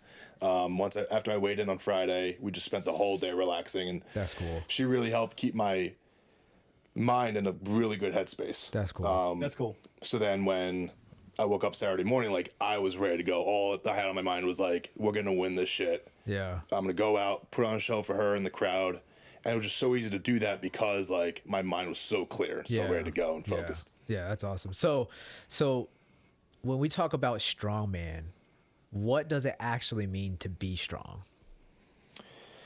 In your eyes, in your I'll tell you what, mental space. We'll go with strongman, but also just in general, dude. What is in your opinion? What does it mean to be strong? So to be strong, people associate strength with physical strength, how much you can lift, but there's so much more that goes into that, especially with strongman. With strongman in particular, and just life in general, you need to be mentally and emotionally strong as well. If you're gonna let every negative thing impact you and get to your head, like it's gonna mess up your quality of life. Yeah. And relationships as well. Yeah. So if you can have that mental fortitude and resilience, you can get through pretty much anything in life. Yeah. It's not all about physical strength. It's like I said, it's just as much about mental and emotional strength as well. Yeah. Yeah. You gotta have that heart. You know what I mean? But so, like a perfect example with strongman, I guess I'll speak to 2 points on mental strength. So the one is actually having like the mental strength to do the challenge that's in front of you. Yeah. So like if you're looking down a super heavy weight that you have to do for reps, like you need to have that mental strength to say, I need to do this, I'm gonna do this, and then get it done. So what's your thought process when you go up to something like that? What are the things that you're saying to yourself when you approach the bar? You know what I mean? Like I want to hear that. Or better yet, what are some of the mental? We had a whole episode about this, of like the things that we tell each other or say to ourselves to get through those hard times. What are some things that you have in your arsenal to pull out of your back pocket when you're facing adversity in your life, or prepping for a contest, or just like you're approaching the bar and you've had a bad day and you're just trying to get, you know what I mean? Yeah. So a lot of this comes down to preparedness and training. So for me, like all of my mental obstacles should come during training. That way, when show day comes around, there should be no doubts in your mind that you can do what you know you can do and what you need to do to get the win. So a lot of like the mental obstacles, like I said, will come in training where like you'll have a bad training day or like things just won't go your way, weights won't move well, and you doubt yourself, like, oh, am I actually ready for this show? Right. At that point, you need to have the mental fortitude to keep going and keep pushing and not give up. And if you can do that and continue getting better and hitting those bigger numbers that you need to, eventually you'll be mentally prepared on game day. It'll be second nature. So what are like some things that you say to yourself? Do you have anything that you say to yourself, or do you just completely take the feeling out of it, like, yo, I'm just gonna get this done? Yeah, so I do a lot of my mental prep before, like days before I even go into the gym. So like, let's say if I'm aiming for a big deadlift, and I got whatever the number is, or I have to do it for reps. Like I'm mentally preparing days in advance to get my mind and body ready for that, and then once the day comes, like I'm already ready to go. Like I've already envisioned me doing that. The weight's already been lifted in my head, and now I just need to go in there in the gym and get it done. So you do a lot of visualization, like you're mentally just like, yep, it's going up. There's no choice but up. So you do a lot of that. You don't even do like a lot of self-talk. You're just like, I'm seeing it and it's going to happen. So like, for example, like this 400 kilogram deadlift I'm going to do tomorrow. Yeah, careful, you almost got slapped. I started thinking about that before the show even started. Okay. And then after that 800 went up and I won the show, the first thing I thought was like, okay, 400 kilograms is on Wednesday. Like, we're ready for that. Yep. We're peaked. We're ready to go. We're going to go get it done. Yep. That's what a 5-day prep mentally. Yep. Since I won the show. Okay. So now going to tomorrow, like I'm going to wake, I'll have my big dinner tonight. And then tomorrow I'm going to wake up with a clear mind and ready to go. And then I'll go into the gym after work and then get it done. Okay.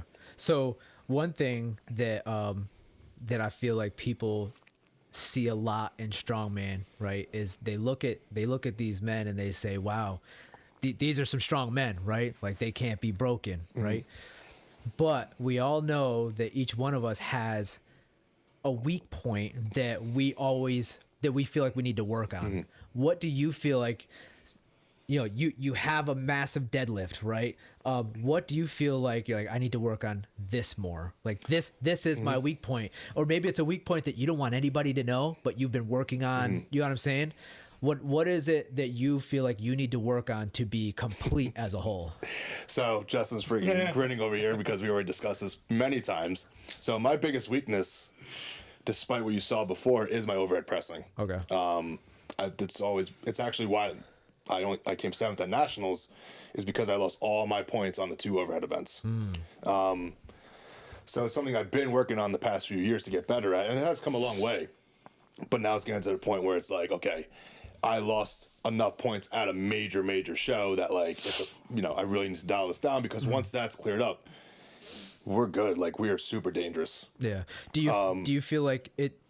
Do you feel like you're weaker in the technique portion of it, or just the strength part, or Both. is it a combination? It's a combination. Is it? Yeah, and then obviously having bad knees, like it didn't show in the clip before, but like when weights do get heavier, like my knees will just start screaming. Yeah. And if my patellar tendonitis flares up, the session's pretty much over. So Yeah. that's been a work in progress since that's started happening. Yeah. But to resolve that, I'm going to be doing some kind of pressing variation every single time I step in the gym for these next 3 months. Okay.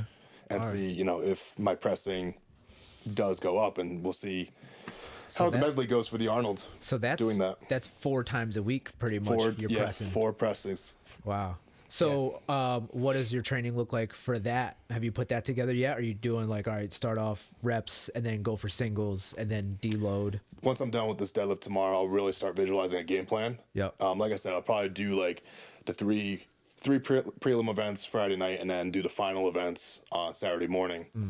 And then start off low, really dial down the technique, and then start adding weight to it. Yeah. So one thing I also want to get into, because I talk to my kids about this all the time, right? You are where you're at because of the work you've put in, right? And everybody always sees the podium.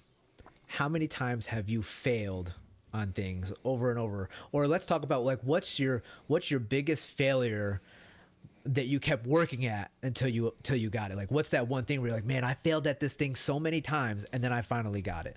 Do you have one event where you've had that happen? Yeah, I mean, so my performance doesn't reflect this, but it was actually the circus dumbbell from Nationals. Was it? It ended up being, so the event was a Trump circus dumbbell, and what that is, you'll have you're given the option to do a heavier dumbbell or a lighter dumbbell, and that could be for any event either.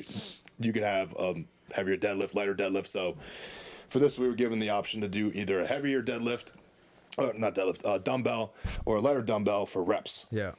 So at the time, my max dumbbell was like 180 pounds, which for heavyweight is not good at all.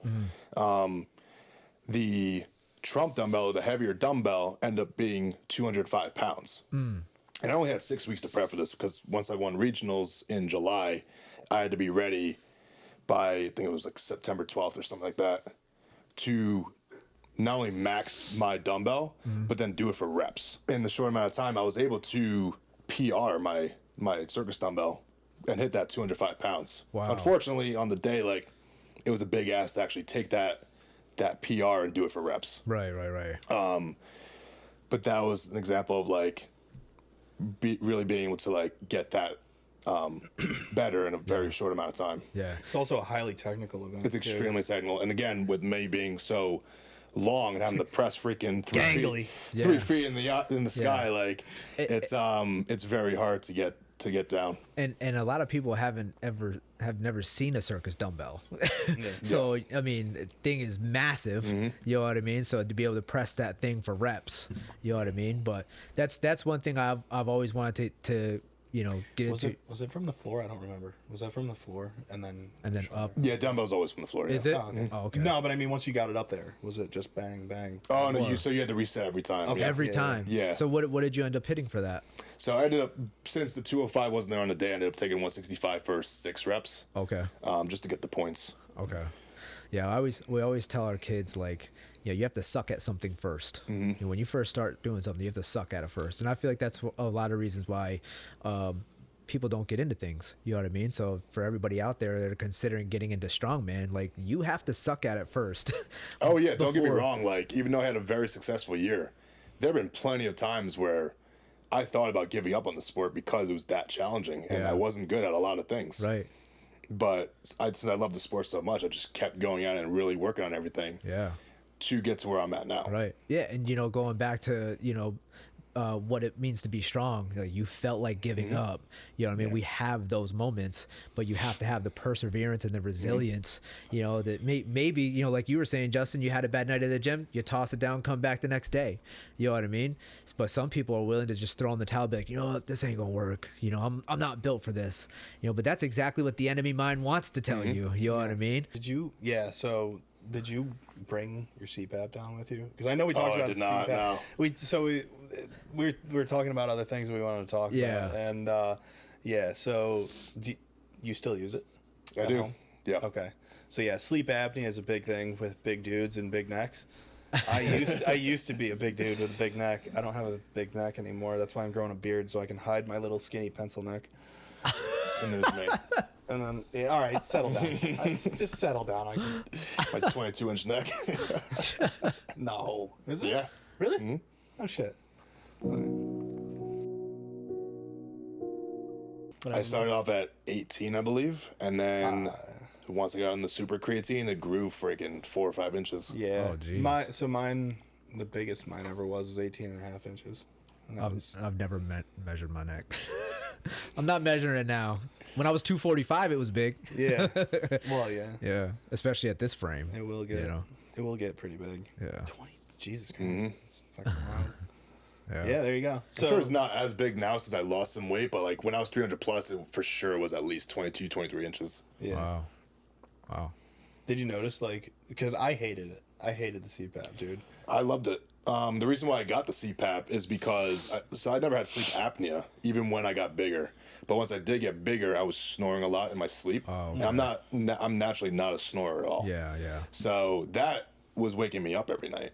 Oh, okay. And it was pretty much just as bad as having sleep apnea because like I wasn't getting that Yeah. good quality sleep because I was Right. waking up 6, 7 times a Wake night. yourself up with Yeah. that's hilarious. Well, how do you Who's that? guys Who's how do you my guys house? normally sleep too? Or do you sleep on your back, sleep on the side? I'm a side sleeper, Okay. yeah. All right. I just go in every direction, Yeah. basically, right? Yeah. Yeah. But so yeah, when I got tired of feeling like crap all the time, I rolled the dice, picked up a CPAP off of Craigslist Yeah. for like $300, which is super cheap. Oh, really? Brand new too. Oh, you don't even And, need a prescription for those. Yeah, you do. You do. Oh, you do? Oh, do. okay. I've got 2 of them. Oh, do you? But Both of them prescription. Both of them I don't use, and they're still like damn near new in the box. Oh, Anyway, wow. carry on. But so I did my research, and apparently it said it could apparently help with snoring. Obviously, the purpose of it is to resolve sleep apnea. Right. But if it could possibly help my snoring, I was like, I'll give it a shot. Yeah. So I did, picked it up, tried it out. Had a horrible first experience until I adjusted the settings and Which one did you use? A full mask or just the nose? full mask like Goku. Bane, dog. That's Even- the real reason he got the Yeah. CPAP. I can be like Goku. But once I adjusted the settings, I got it to where I'm most comfortable. Snoring went away, and it improved my sleep quality drastically. Wow. Okay. So what a CPAP does is it will send pressurized air down it just keeps your airways open the entire night, and it pretty much takes all the effort of breathing out of sleeping. Yeah. And just pumping. Do you have any idea how lazy that sounds? It takes all the effort of breathing out of sleeping. Well, I mean, I know, it sounds funny, but yeah. like, have you heard some people sleep? Like, it sounds like they're yeah. struggling to Yeah. breathe. Oh, I know. Yeah. I know. I Yeah. just think it's funny Yeah. because it takes the effort out of breathing. But So how was it like getting used to it? Like just with a mask on your face, was it hard to get used to it that? took about a week. Yeah, Yeah. usually the adjustment period is about 1 to 2 weeks if you can stick with it. Right. I did it for 3 weeks, dude. I couldn't. No? I hated that thing. Like it just. So for me, like I had to send it in, like digitally send stuff in to be like, all right, adjust the pressure because I can't fucking exhale. Like it was too much Oh, pressure, wow. and I felt like I was choking. So that's what happened. So the bad experience I had the first night was exactly that. Yeah. So I figured at the time, like, first it was on like continuous pressure mode, and then I figured, oh, like at the time, like I was a bigger guy, like I just need more pressure. Big mistake. Yeah, Oh no. wow. So I set the pressure up way more than I needed to. Oh And I jeez. fell asleep fine. I was like, oh, this is great. And then, since my body wasn't used to it yet, and the settings weren't adjusted, once I fell asleep and I got into like that deep sleep where like your body slows its rate of breathing down. Yeah. I was still just being pumped, like blasted with air the entire night. And like Justin said, like I woke up feeling like I was drowning. Oh, geez. I was terrified. And I immediately ripped this thing off my face, threw it down, and just finished the night without it. And then the next day, I did a little research on it, saw that like you can adjust the minimum maximum pressure and change the mode so that it will adjust itself based on your rate of breathing in your sleep. And then that's when I, figured it out and got a minimum maximum pressure that works for me.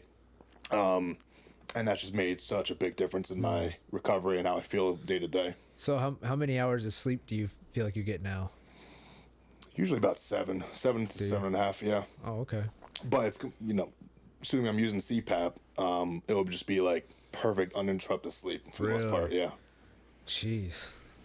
I can't remember the last time I had an uninterrupted night of sleep. So yeah, not only are you getting good sleep, but your body just being pumped with oxygen. So when you wake up, your mind is completely fresh and clear. Really? Oh wow. Maybe I need to get a CPAP. Maybe you need a CPAP, dude. I got one. No, if you want I to use don't it, maybe my job will stop bothering me about using it. You just go in under my settings and just use it as me. And be like, oh look, he's using a CPAP again. No, I track it. I just need consistent bedtime and wake up time. I have I go to bed between 9 and 11. You know what I mean? Depending on what's going on, but then I still wake up at 4:30 every day. Yeah. So. But no, for like people who do have who are choking in their sleep or really loud snores, you should get that checked out because it's called a silent killer for a reason. Serious. Yeah, it can absolutely kill you. Over time. It will because kill you it's when you're choking or you're snoring that hard in your sleep, it's putting so much strain on your heart. Yeah. Every time, like when you have apnea, for example, you're waking up choking. Your body is shocking itself to wake up to get air. Yeah. And that's such a huge strain on your heart. So if this is happening 50 times a night, like it does to some people, and they don't even realize it either because that's just they're asleep, but they don't realize it's happening. Right. If that's happening to your heart 50 times a night, you're gonna die. Yeah. You're gonna die because there's just so much strain and your blood pressure is just gonna be so high. Yeah. Which is another thing you won't feel. It's gonna do a lot of internal damage. Yeah. It's crazy that your body, you're sleeping and you're in that paralysis state and you don't wake up. I've seen people that have sleep studies and they say, oh, they woke up over 100 times a night, but they didn't physically wake up. But you came so close to waking up, but not completely. You know what I mean? It's like sleep is it's an amazing thing and it's so bizarre at the same time. You know what I mean? Yeah. You almost get there. You're like, yeah. Yeah, right. Do you feel like since being on super creatine, it's helped your sleep? Being on the creatine itself, or I've heard that definitely helps with getting into a deeper, more restorative sleep. For me, it helps. Like being on, as you know, it depends what you're taking. Yeah. And it's all individual. Well, yes, So dude, yes, that's actually very. So true, some of the stuff I'm taking now, for a lot of people, it will keep them awake at night. So Justin said last time, one of the compounds, it will keep you awake. You'll be awake. You'll be sweaty. Yeah. Crazy dreams. So luckily for me, the only thing I would get with that is the crazy dreams every now and then, which is fine because that means I'm still sleeping. Yeah. But as far as being on, no, I really haven't experienced that. I have experienced it before, but smoking weed before bed. Oh well, cancels that out entirely. We did talk. We won't get into those experiences. Got PTSD from that. But so what from let's get into the super creatine. What have you felt has been obviously the most beneficial, or any other negative side effects that you have experienced personally from taking testosterone? So, like I said last time, I was actually clinically low when I got my levels tested a few years ago. So when I got on and I experienced what it's like to actually have normal testosterone levels, everything changed. Yeah. Confidence increased, energy increased, my entire quality of life got better. Right. So the only downsides I really got is slightly elevated blood pressure and acne. But that was when the acne came from when I was running a lot more, which is not necessary, but that's probably the only side effect I really got. Yeah. So I remember when we talked about it last time, you said, there's a blast and a cruise. When you first got on, did you blast it? Yeah, we blasted our balls off for the first couple of years. Yeah. Couldn't time out approach. Almost quite literally. Almost. I was just thinking that, like, literally. But they still worked. Yeah, they still worked. So what did you go from? You know, when you were blasting, what was the dosings? So I think my first cycle, if I remember correctly, it was 500 milligrams of test and 200 milligrams of nandrolone. Very cookie cutter beginner cycle, just to get my feet wet with that stuff and see how I reacted, and reacted really well. Right. Like I said, going from having low testosterone to 500 mgs a week, and eventually we upped it to 750 as well. It was just like a totally different world for me. Like everything changed. Did you feel like a natural high? All the time, yeah. Yeah. Really? See, it's crazy how it's Do you remember your different. first cycle? It was like your second puberty, right? Well, That's how I describe I'll tell you it. what. When you come off for a while, like off, and then you go back on again, it. Oh, do you get that feeling again? Yeah. Ooh.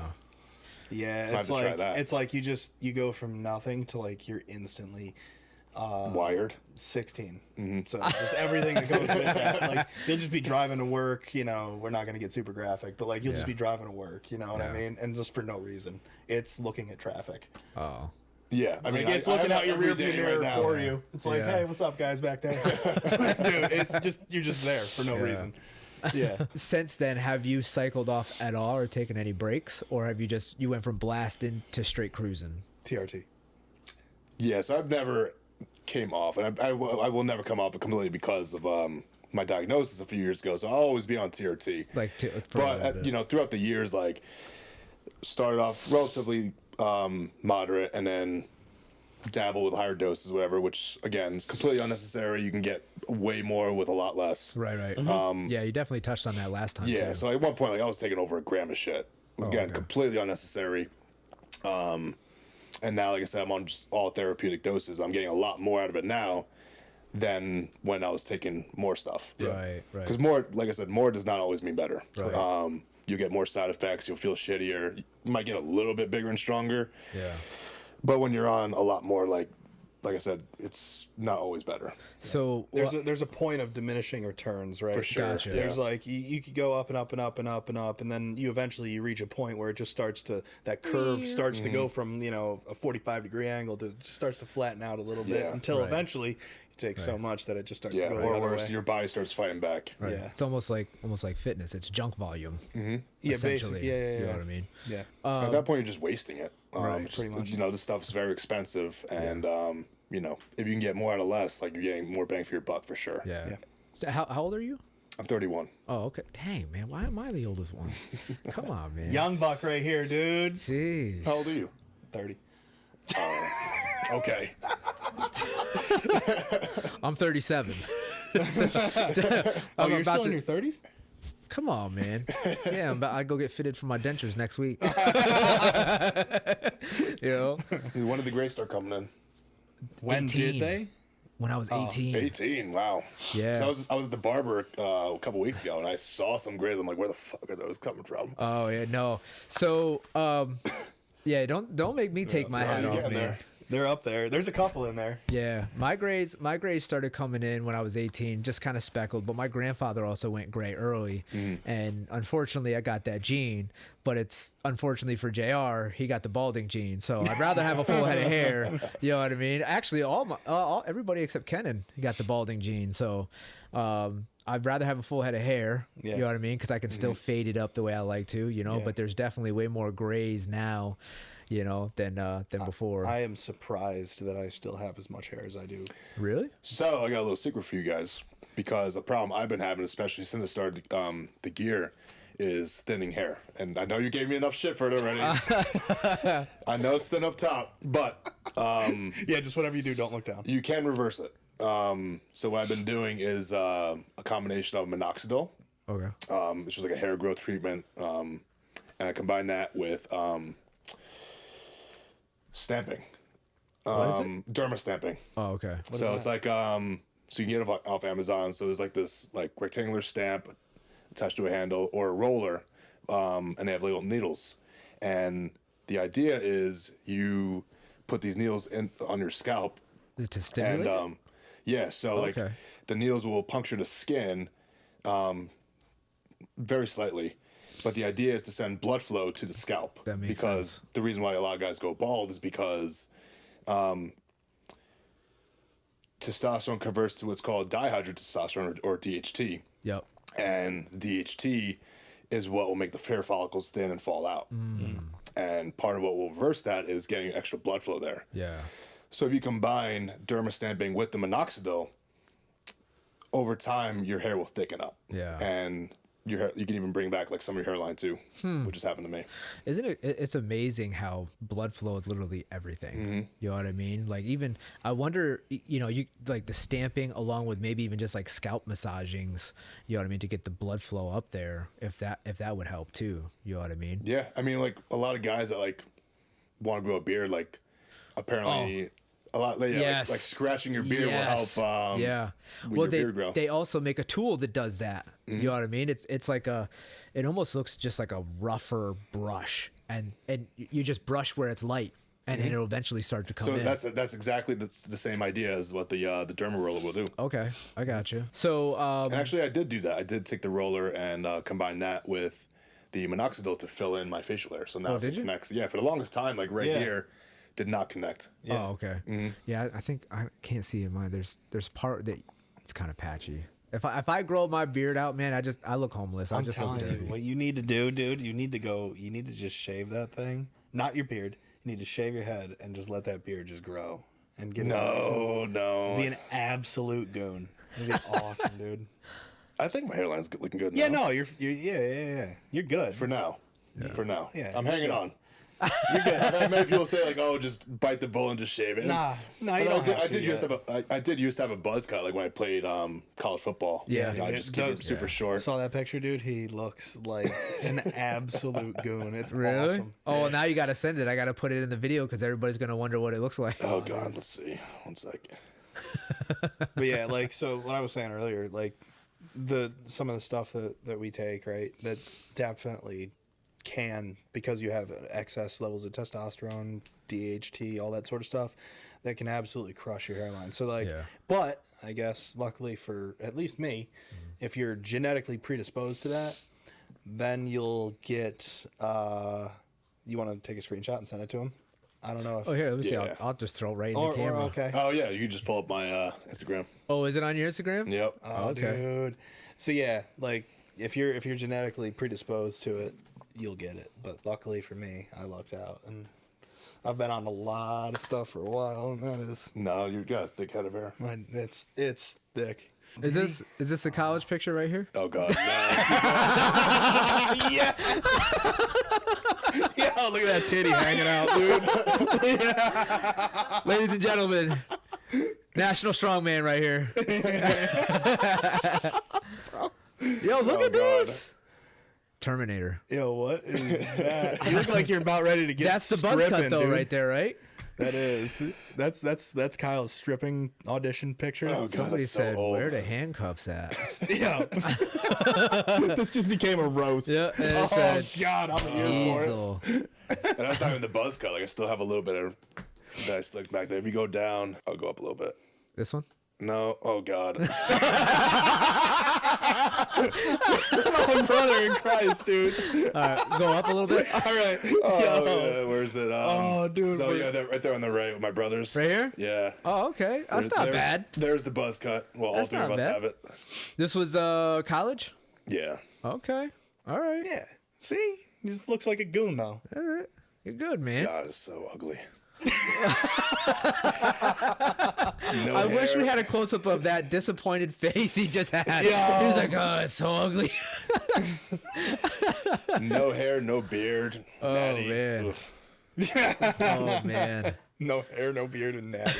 Just all the bad ends. Jeez. It's funny because like my girlfriend's like, I would have been attracted to you like when you were natural. I'm like, no, you fucking wouldn't. Promise you, No, wouldn't you have. wouldn't have. Because I was also a different person back then too. Like being on the gear, like it does change your chemistry. So like right now, like I've by far my best self. Yeah. You know, once I got on and you know went to the dark side, like everything changed for the better. Yeah.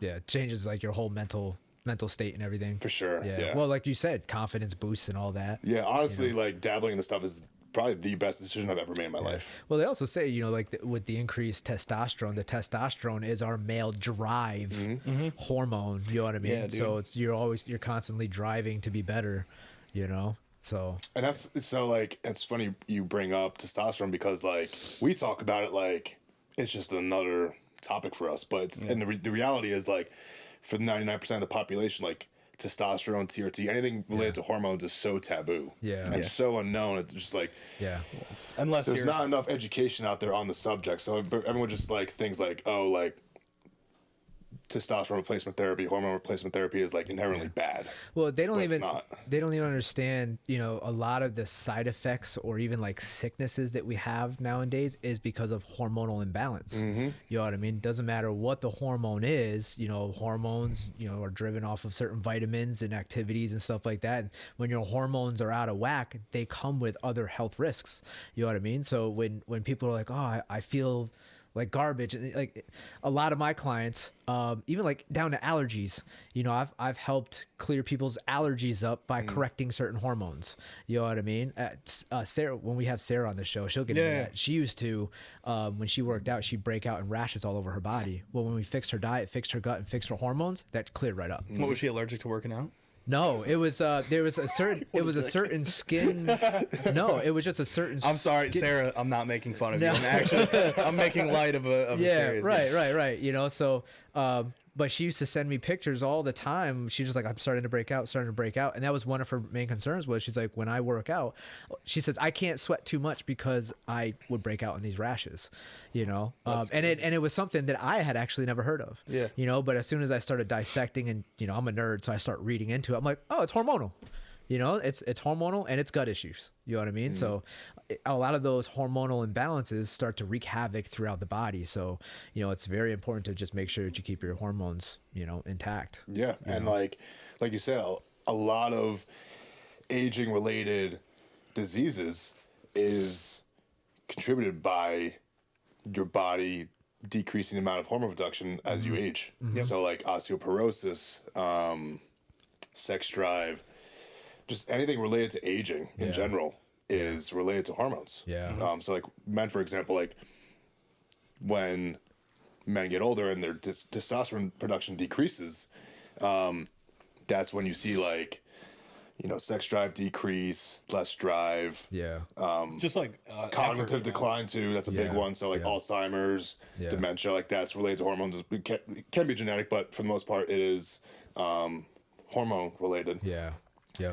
Same thing with women. Like when they go through menopause, like you see like the bone density decreases. That's why their hair shortens, because there's no like they don't have the hormones there for the hair production. A lot of stuff can be prevented or reversed with hormone replacement therapy. So it still gets a bad rep, but I'm a big supporter of people doing it. I just wish there was like more knowledge out there on the subject and more people educated on it. But there's the crazy thing is there is a lot, but a lot of people aren't willing to put forward that work to go and research it. You know what I mean? Which is okay. You can come train with me and pay me, and I'll help I'll help you through it. You know what I mean? But a lot of people just let that go by the wayside, and you know they're also not willing to change like their diet. Like their hormones are huge. Diet is a big component when it comes to hormones, you know, especially sugar, dude. You know, the amount of sugar that we used to intake back in like 1930, it was like 30 grams of sugar. Now the average American's like 300 plus grams a day, you know, and you read the effects of sugar on testosterone, it's huge. You know what I mean? So it's just clean all that up, you know what I mean? And you know, start taking care of your hormones, you know, and you'll be in a much better place. You know what I mean? Yeah, basically one of the things that I've learned is anything that like a major health organization or whatever tells you to do, it's the just opposite. do the opposite. It's of the that, exact opposite. And you're probably well on your way to doing something good. Yeah, exactly. You know, like the food pyramid, that's a complete scam. Yeah, dude. Complete scam. You know what I mean? Yeah, we're about to get into some. Oh, that's gonna be a whole other episode, man. We'll just open up the whole. That'd be a whole. Well, ladies and gentlemen, thank you very much for sticking around this long. If you've stuck around this long, you are an absolute legend, and Kyle thanks you. So like, comment, subscribe. bell notifications, all that fun stuff, and leaving the comments. Anything else that you'd like to hear? Feel Maybe free even to some talk shit questions? about Kyle's hairline. But you can't tell right now. Nah, looking good. he's got the headphones. Let me just. Yeah. or any questions that you might have that we can relay to Kyle, and we can have him on again and have him answer anything, or mean tweets. We'd love to hear some mean tweets. We can do that. Set up a Instagram questionnaire.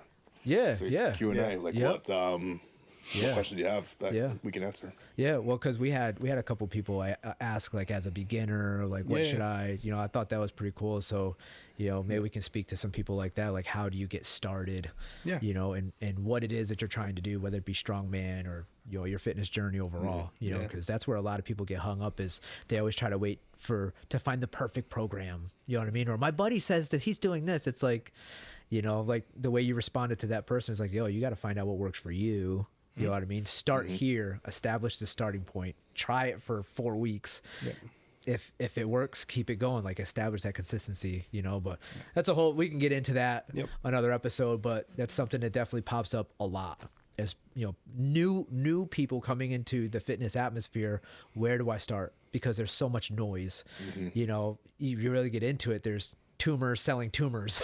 Don't eat veggies because they're trying to kill you because they give off gases. Don't eat meat because it give you a heart attack. Don't eat carbs because, you know what I mean? And they're just constantly fighting each other. So we could get into that deep another episode. So again, guys, thanks for watching, and we'll see you next time.